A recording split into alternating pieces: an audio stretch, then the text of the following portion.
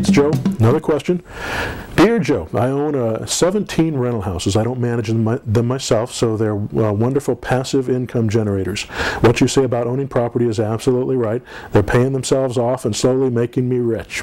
They will all be paid off in the next 8 years, and I'm going to be able to retire with about $20,000 a month when they do. Wahoo! I would encourage all of your other students to build their portfolio the same way.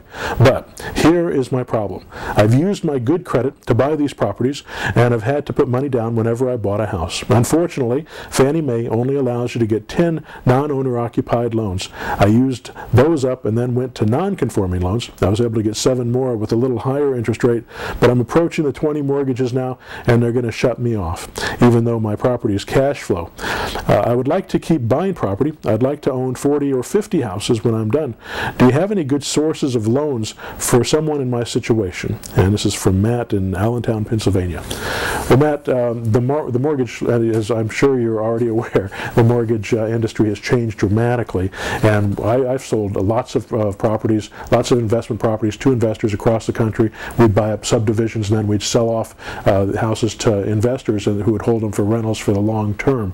And these were good properties. These weren't properties like $300,000 and $400,000 condos that made $1,200 a month. These were properties in the $100,000 to $200,000 price range that could get very close to break even on their rent. So even if the market declines, you still have your rent covering it. You're not going to have to worry about appreciation. A lot of the other types of new construction deals that people bought and rental property deals that people bought in the last 5-10 years have been based entirely on appreciation, and we did it so it would be based on income. And we want the income to be able to cover the debt service on the loan so that they can pay themselves off over time. And there's so many different ways to monetize that. But let me give you a free video first, or a free audio that you can listen to. It's about an hour and a half long, talking about long-term passive investments and borrowing money to do that. It's at joecrump.com/long-term. Long-term is all one word, all lowercase. Go to that website. There's a free audio there that you can listen to that explains how passive investments work in the way that we were doing it and where we were selling it to investors. But you're in a situation now where you're probably not going to be able to get any more loans unless you get co-signers. So the best way for you to do it is to modify the way you buy the properties and switch over to buying it with the zero down techniques. Use the subject to, the multi-mortgage, the land contracts, and there's also a hierarchy, so you need to understand the hierarchy of structures. Subject to is the best way to take a property because you're getting the deed to the property, and that's it gives you a lot of control, and it makes it possible for you to do it any way you like. It's okay to buy properties on a lease option, but lease option doesn't put you into very strong control of the property, and so I don't buy on lease options. I'd much rather sell on a lease option. You buy with the strongest position, you sell to the weakest position so that it's easier to get the property back if the person who's buying from you defaults. So if you bought it on subject to, sold it on a lease option to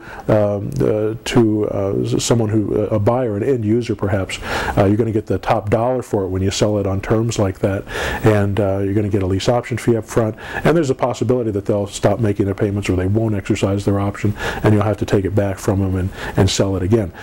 You want to look at those as long-term investments. You're going to keep them long-term.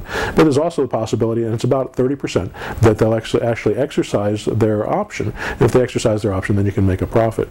So I'm going to suggest that you go out there and you buy properties on subject to, on multi-mortgage, buy it that way where you get the deed, and then turn around and either rent those properties out for the long term like you're doing with your other properties, or selling them on a lease option and I like selling on lease options because the lease option tenant takes care of the property.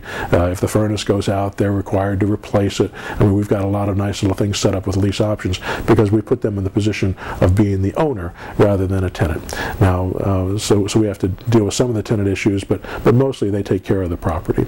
So hopefully that helps. This is a great way to buy property. You ought to switch over what you're doing and get on this immediately, because all these other techniques that I'm teaching, the FSBO, the expired, the for rent methods, all these are great ways to get lots of leads, and all you have to do is make this offer to them. You need to understand how the structure works. You need to understand how to put it together and how to talk to these people.